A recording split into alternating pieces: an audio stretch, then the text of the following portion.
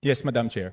The highlight of the President's SONA was nung sinabi na mahiya naman kayo, initiative, errata, for the boys SOP. So ang initiative at errata ay nanggagaling po yan sa Kongreso. Kaya nga medyo nahirapan si Sec. Ralph na sagutin kung paano nabawasan yung iba dahil talagang Kongreso po may alam yan. At dalawang pagkakataon po yan, sa BICAM at sa small committee. So I would like to ask the Chair to furnish all of the members the signed report of the small committee for 2025. Wait, bakit gumagalaw yung oras ko? Hindi naman kasama yung sagot.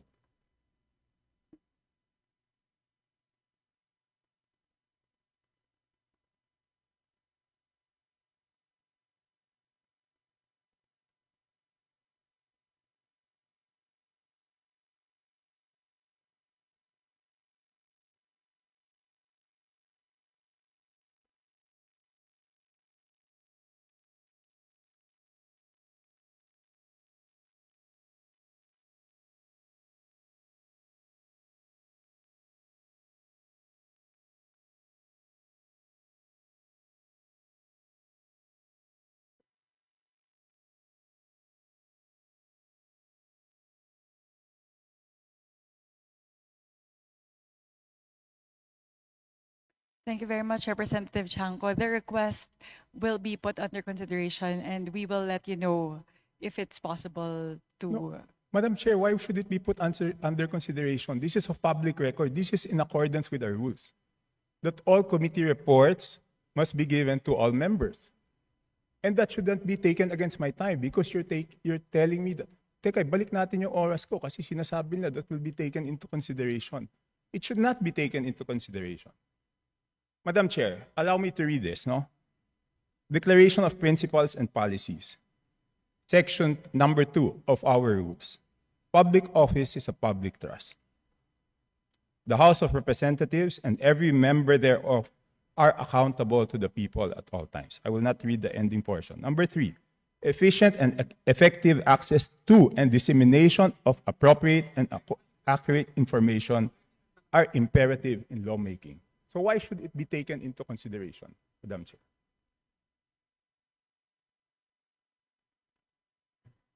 This representation was not the appropriations chair at the time. So the person who's covering the jurisdiction of that particular document, that is a document within the purview of the 19th Congress.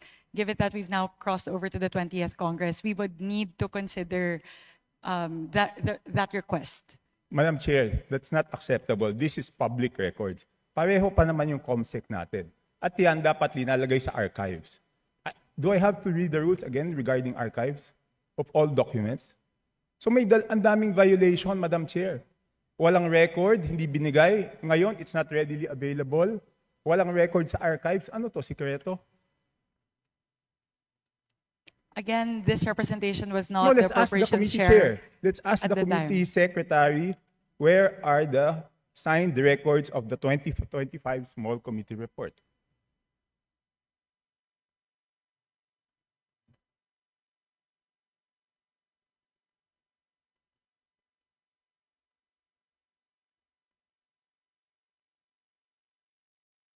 Madam Chair, simple lang to. Kung electronic copy, dapat lahat may electronic copy. So dapat i-email sa amin lahat within 5 minutes, di ba?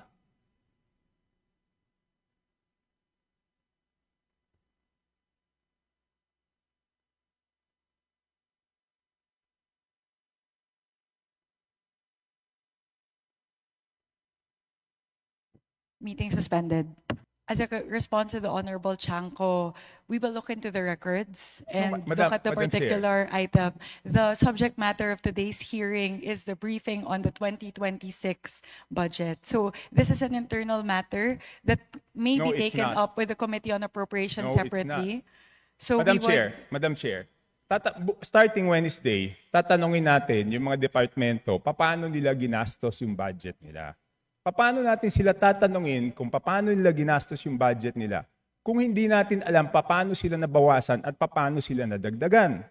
We So will be able to scrutinize the performance of the different agencies as well as the utilization of the different line items based on the 2025 performance. No. So this does not preclude us from doing that scrutiny.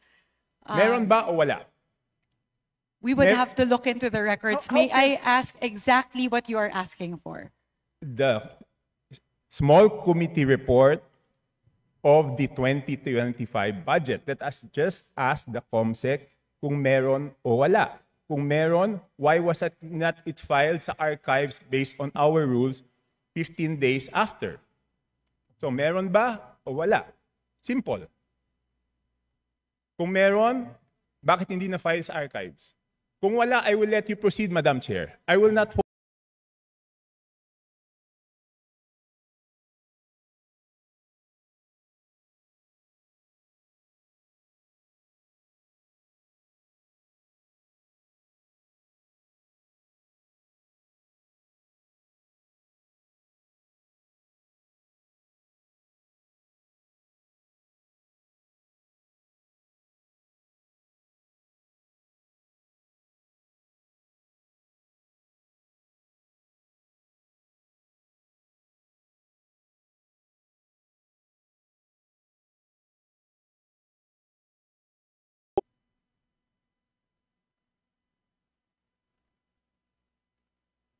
Kasi di ba kung meron, ang dali-dali naman, di ba kawala?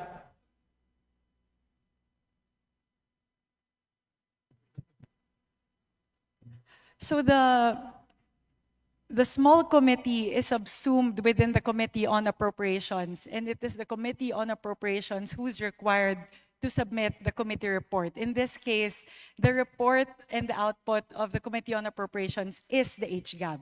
No, it's not. The HGAB is different from a committee report. Just like any other bill, the bill is different from the committee report. There must be a committee report included to the bill. It is not one and the same. At the point of after the committee hearings are done, the Committee on Appropriations comes out with a committee report, and then it moves to plenary, at which point we approve it and the small committee works. So now the output of the Committee on Appropriations, once that is elevated to the plenary, is the HGAB. No. So there's no other committee report that needs to be furnished by the Committee on Appropriations apart from the HGAB itself. It is not exempted from our rules, Madam Chair. Maliwanag, Section 39. Gusto niyo basahin niyo? Okay. I will ask the committee secretariat, how many meetings were held? There were 2 meetings. 2 meetings. Did you follow, nasaan yung minutes ng meetings?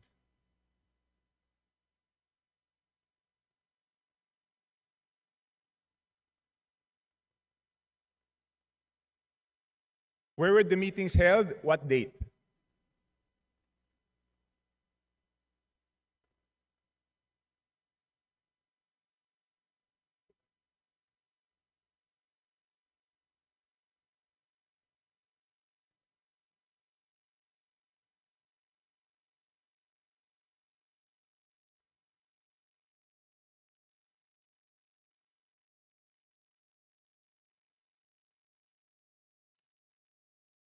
Madam Chair, I can read Section 39 of our rules to make it clear that the committee report is different from the HGAB, but I don't want it to take up my time.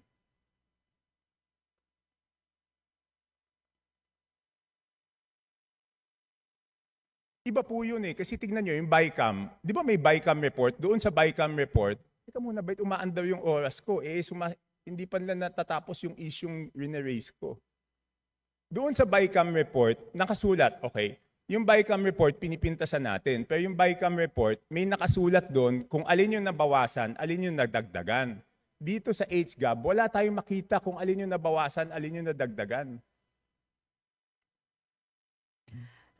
With the indulgence of Representative Chanco, so the COMSEC is currently looking into the specific request as well as the level of detail that you are requesting. No, within 5 minutes, I need the committee report. If we may please move on to the other questions Yes, while but- they're working on Yes, this. I will. But if within 5 minutes wala yan, ibig sabihin wala yan, ngayon palang gagawa yan. Ang gusto natin na committee report is the same as the BICAM. Okay? The same as the BICAM. Nakasulat kung saan binawas, saan nadagdag. Okay, I will mention why it is very important. Okay, ito may dalawang distrito, no? At sino ang nag-introduce ng amendment?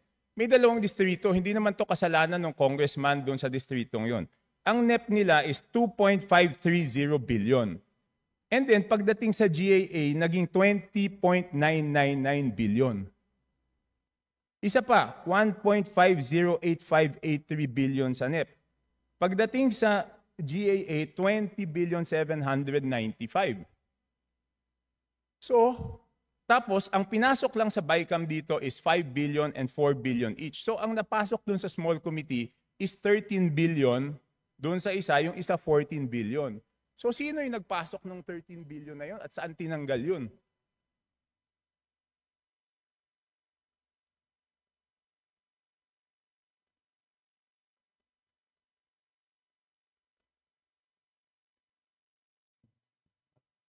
So, again, the small committee is subsumed within the Committee on Appropriations, and it is not required to render a No, separate no. committee report. The rule that you are citing, Honorable Chanco, pertain to standing committees. And the mother committee in this case of the small committee is the Committee on Appropriations. Yes, but did we exempt the Committee on Appropriations not to submit a committee report? No. Again, the committee report of the Committee on Appropriations at the plenary level is the HGAB itself. Yeah, but all meetings, dito sa ating rules, all meetings must be on record. So it's not only the committee report, dapat yung small committee na yon, meron silang report na finurnish lahat. Again, if with the indulgence of the Honorable Chanco, the COMSEC is looking into the request, if we may move to the next question. Okay, I will move to the next question. Thank so, you very mukhang much. wala talaga. Signed committee report showing ano yung binawa, saan napunta. Okay. So it's only now, Madam Chair, that you found out that there is no small committee report?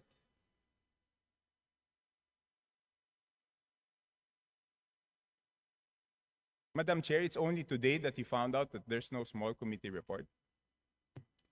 Again, Representative Chanco, I was not the chairperson of the Committee on Appropriations at time, nor was I linked to the budget deliberations or the deliberations of the small committee. So this is something that we are looking into based on your query. Okay. So, you mentioned in a press conference that you will have a subcommittee on budget amendments to replace the small committee. Is that correct? Yes, that is correct. Does it mean that we will now strictly follow section 56 and 57 of our rules? That before after we approve on second reading, no further amendments will be made? Yes, that is correct. So, lahat ng individual amendments will be tackled before approval on second reading? All amendments of institutional nature will all be included in the version of the bill that will be approved on second reading. No, not institutional. I'm referring to committee and individual amendments.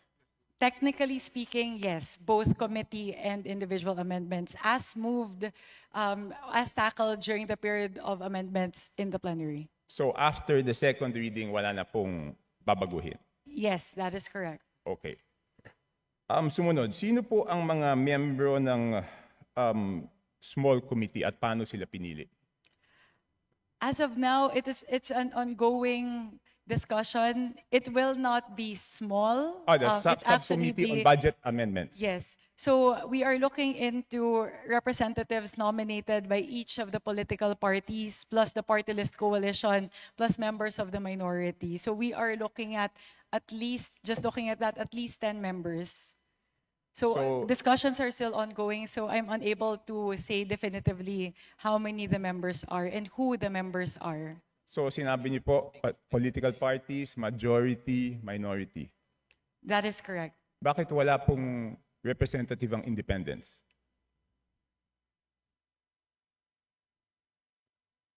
Hindi pa po kami dapat tumingin din sa budget? That could be considered. Thank you very much for pointing that out, Representative Shanko. So is it a affirmative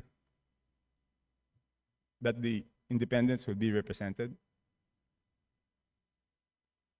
Madam Chair, point of order, Madam Chair. Kasi kanina I was asking kung ano ito, kung hearing ito o briefing. Ang sagot sa akin, briefing. Sa naririnig ko parang hearing. Because we are now discussing, things that are properly discussed in the committee itself. So, with apologies to my friend Congressman Chanco, baka maybe that can be discussed in a formal APRO meeting kasi we have our resource persons here that probably are wondering why they are listening to all of this. And so that also the briefing can proceed, Your Honor. Yes, to my friend, of course, the respected Honorable Puno. But on Wednesday, we will ask them how they spent their funds. So I think we all also should know whether they were deducted funds or added funds before we ask them how they. Di ba po parang pag kahit bata, pag humingi ng allowance, bago humingi ng bagong allowance, titignan muna kung paano ginastos, di ba? So, and I'm winding up. Tech Puno, Congressman Puno. No, I am not unhappy with the questions. In fact, some of them are my own questions also. I was just observing that the ruling was that this is a briefing. So I myself have been forced to revise some of the questions I was going to ask. But thank you for your lead on this. Okay, next. Lahat po na ba dapat digital na ngayon? Bakit wala pong soft copy ang HGAB? Wala pa pong HGAB Hindi. for Ibig sabihin fiscal ng year 2025. 2025 HGAB, wala pong soft copy yan. So bakit po kaya walang soft copy ang HGAB? Kung yung NEP may soft copy na pinapublish po yung DBM, kung yung GAA na papublish po may soft copy, bakit po kaya walang soft copy yung HGAB at sigurado po ba tayo na magkakaroon ng soft copy ang HGAB ngayong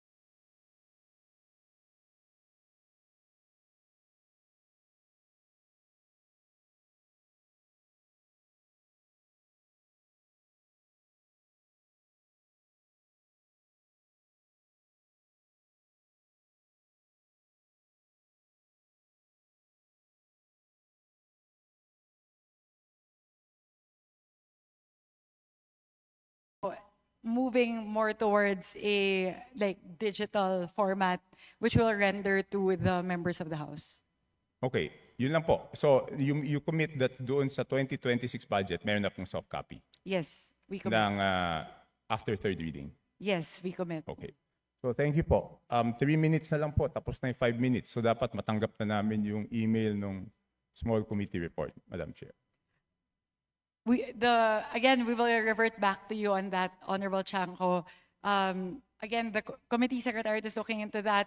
This is something that we can discuss internally. It's an internal matter of the Committee on Appropriations. So I would also not want that to hinder all of the other members to ask their questions pertaining to the 2026 fiscal year budget. So if we can get back to you on that, again, I can also ask the COMSEC to sit down and tackle the request, which we will put under consideration. No, Madam Chair, I don't need to sit down with the COMSEC. I am just requesting that each and every member of the House be given the copy of the small committee report wherein makikita po kung saan po nagbawas ng kasi walang madadagdag kung walang binawas.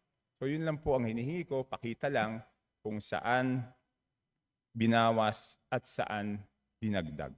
Yun lang ang hinihingi ko. And hindi naman po pwede ngayon lang yan gagawin kasi public record yan eh. And I'm sorry to disagree, but public funds is not an internal matter. Di ba? Kaya nga natin ginawang transparent to because it's not internal. Pag nagtanong tayo tungkol sa pera ng taong bayan, every question is valid and every question is a public matter. It is not an internal matter dahil pera po ito ng taong bayan. So, yun lang po, The Madam Chair. procedural point is what's considered as an internal matter. Again, we maintain that the output of the small committee is included in the HGAB. Hindi po. Pero nakasulat po ba sa HGAB kung saan binawas at saan dinagdag? Yun na lang po tatanungin ko, Madam Chair. Pwede Nakasulat pong ba? silipin yung difference ng GAB as filed versus HGAB. Pero dun po sa mismong forma na HGAB, hindi po nakalagay yung mga delta doon. But if you would really want that, to look into the differences, you can compare HGAB as filed for first reading vis-a-vis what's what's transmitted in the Senate. Madam Chair, 7,000 pages po yun. Paano ko naman babasahin yun? Doon nga sa BICAM, di ba ang ginawa nila, sinamarize nila at sinabi po nila kung ano yung binawas at ano yung dinagdag. So bakit hindi po natin magawa yun? Di ba 7,000 pages, babasahin natin isa-isa tapos hahanapin natin alin yung tumaas, alin yung bumaba. Sa BICAM po, ang ginagawa po nila, sinasummarize, nakasulat po doon. And ang balita ko sa Senate, gagawin nila is aalamin kung sino yung nag-introduce ng bawas at sino yung nag-introduce ng dagdag. And I hope the same will be done in the House, Madam Chair. Noted on that, we will take that into consideration as we move forward with the reforms for the budget deliberations for the 20th Congress. Last question, Madam Chair. What will be the participation of the civil service, the CSOs, the NGOs, and the POs doon sa ano? I will revert back to, I will respond to this question, but this would be the last question with the indulgence of Honorable Chanco. So they will be engaged as non-voting observers in all of the committee hearings. So they have full access to committee hearings and essentially all the deliberations of the Committee on Appropriations as well as the plenary deliberations. And we also have a People's Budget Review wherein that's a day where they can present all of their suggestions and their queries with regard to the 2026 budget. Madam, bakit pag ako nagsasalita, pati yung sagot ng chairman, tumatakbo yung oras ko? This is an extension na po. Yeah, A while ago, the countdown was in accordance to the length of your questions lang po. Yes, Congressman Erice was given 3.49 minutes extension. I was stopped at 2 minutes. So last question po. So any CSO, any NGO, any PO who wants to join and volunteers to join will be welcome. Kahit sino po. Wala tayong pipiliin. Again, last question na po talaga. I will revert back to this because it's public knowledge already. The accreditation guidelines for CSOs who would want to engage in the budget process has been publicized by the task force, by the Office of the Secretary General. So all interested parties who would want to apply may go through that accreditation process. My apologies, Representative Chanco. This is the last question. The COMSEC may also now furnish you with the accreditation guidelines. Yeah, okay. So that's my last question, but I just want to manifest 5 minutes has passed and the small committee report has not been sent to any of the members. That's on record, Madam Chair. Thank you, Representative Chanco.